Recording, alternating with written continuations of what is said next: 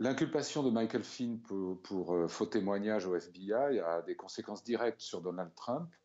On peut en discerner au moins trois d'emblée. La première, c'est qu'il s'agit de l'un des membres de sa campagne impliqué le plus en amont en 2016 et qui aujourd'hui tourne sa veste, si l'on peut dire, contre Donald Trump, puisque en échange d'une inculpation pour un motif mineur, il accepte de coopérer avec les enquêteurs fédéraux dirigés par le procureur spécial Robert Mueller.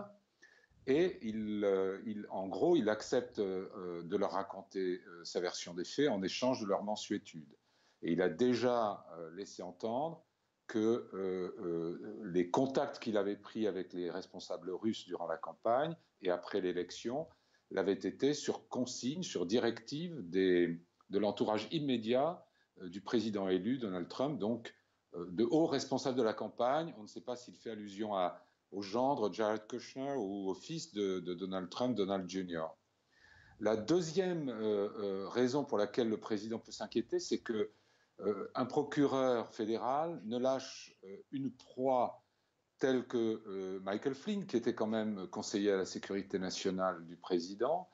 Il ne lâche une telle proie que s'il est assuré ou presque d'en attraper une plus grosse. Et la proie plus grosse au-dessus de Michael Flynn, c'est vraisemblablement Donald Trump lui-même.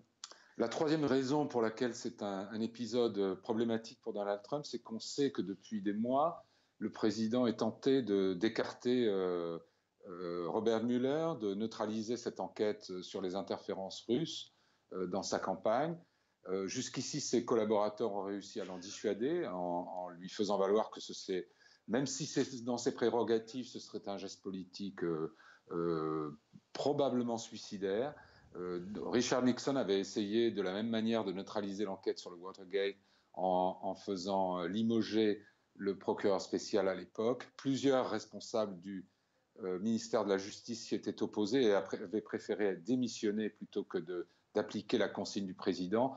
Un scénario similaire serait possible dans le cas de Donald Trump.